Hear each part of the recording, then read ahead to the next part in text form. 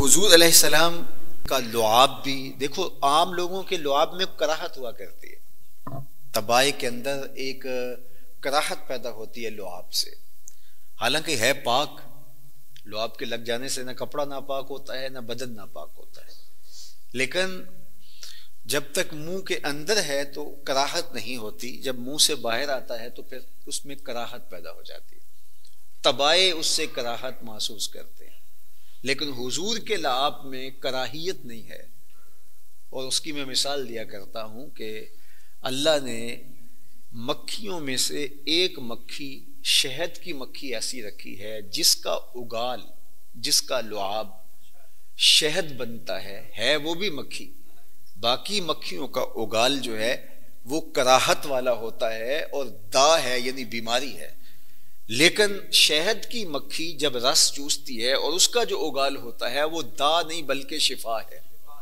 تو رب نے مکھیوں میں سے بھی ایک مکھی ایسی بنائی ہے جس کا لعاب شفا ہے، تو انسانوں میں سے ایک انسان ایسا بنایا ہے کہ جس کا لعاب دہن نور علی نور ہے۔ تو حضور علیہ الصلوۃ والسلام کا غسالہ، وضو کا پانی زمین پر صحابہ گرنے نہیں دیتے، ہاتھوں پہ لے لیتے ہیں اور اپنے چہروں پہ مل لیتے ہیں، اور جنہیں وہ پانی میسر نہیں آتا وہ ان ہاتھوں سے، گیلے ہاتھوں سے ہاتھ رگڑ کر کے اپنے چہروں پہ مل لیتے ہیں۔ تو یہ محبت کا منظرنامہ حضور نے دیکھا، اس کا حکم نہیں دیا تھا حضور نے، بلکہ یہ ان کی اپنی محبت تھی جس سے انہوں نے یہ عمل کیا۔ تو آقا کریم نے اس سے روکا نہیں، بلکہ ایک بات ارشاد فرمایا ما حملکم علی ھذا، تمہیں اس کام پر کس چیز نے ابھارا؟ شریعت اسلامیہ نے تو اس کا حکم نہیں دیا، قرآن میں کوئی حکم نہیں اتارا گیا کہ میرے نبی کے وضو کے پانی کو زمین پر نہ گرنے دو، اے ایمان والو تم نے نبی کے پانی کو زمین پر نہیں گرنے دینا، قرآن نے حکم نہیں اتارا، میں نے بھی حکم نہیں دیا۔ تو شریعت تو تبھی بنتی ہے کہ اگر اللہ حکم دے یا اس کا رسول حکم دے، لیکن نہ میں نے حکم دیا نہ اللہ کی طرف سے کوئی حکم اترا، لیکن اس کے باوجود تم یہ کر رہے ہو، تو ما حملکم علی ھذا، تمہیں اس کام پر کس چیز نے ابھارا، تم یہ کیوں کر رہے ہو؟ تو صحابہ نے جو جواب دیا وہ سنیے۔ انہوں نے کہا کہ حضور قالوا حب اللہ و رسولہ،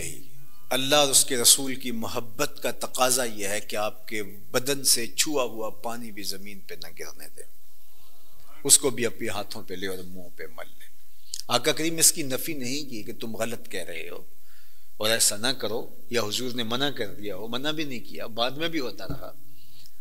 چونکہ یہ تقاضا محبت تھا، اور ممانعت ہوتی تو نبی کا منصب ہے کہ نبی روک دیتا ہے، جو چیز ایسی ہو کہ شریعت میں جس کی ممانعت ہو تو نبی منع فرماتا ہے، چونکہ وہ پھر دین بن جاتا ہے، حدیث تقریری کے حکم میں آتا ہے۔ جس طرح چاند کو گرہن لگ گئی تو سورج کو گرہن لگ گئی، تو حضور کے صاحبزادے حضرت ابراہیم کا انتقال ابھی تازہ تازہ ہوا تھا، حضور کے فرزند کا، بیٹے کا ابھی تازہ تازہ انتقال ہوا تھا کہ سورج کو گرہن لگ گئی، تو لوگوں نے آپس میں باتیں کرنا شروع کر دیں کہ حضور کے فرزند کے انتقال پر سورج نے بھی سوگ منایا ہے اور اس کو گرہن لگ گئی ہے۔ تو آقا کریم تک جب یہ بات پہنچی کہ لوگ اس طرح کی بات کر رہے ہیں، تو بلال حبشی کو کہا کہ ممبر بچھاؤ اور لوگوں کو جمع کرو۔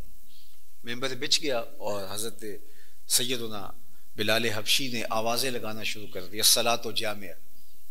جو ہے وہ جمع ہو جاؤ جمع ہو جاؤ، لوگ جمع ہو گئے، مجمع لگ گیا، حضور ممبر پہ تشریف فرما ہوئے۔ تو آقا کریم نے فرمایا کہ ان الشمس والقمر آیتان من آیات الرحمن لا یخسفان بموت احد منکم، سورج اور چاند اللہ کی نشانیوں میں سے دو نشانیاں ہیں، کسی کے مرنے اور جینے سے ان کو گرہن نہیں لگا کرتا۔ تو چونکہ ایک سوچ پیدا ہونے لگی تھی، اگر حضور یہاں رک جاتے تو کچھ نہ فرماتے تو وہ سوچ جو ہے وہ پختہ ہو جاتی، لیکن آقا کریم نے جو حقیقت تھی وہ بیان کر دی، اور یہ نبی کا منصب ہے۔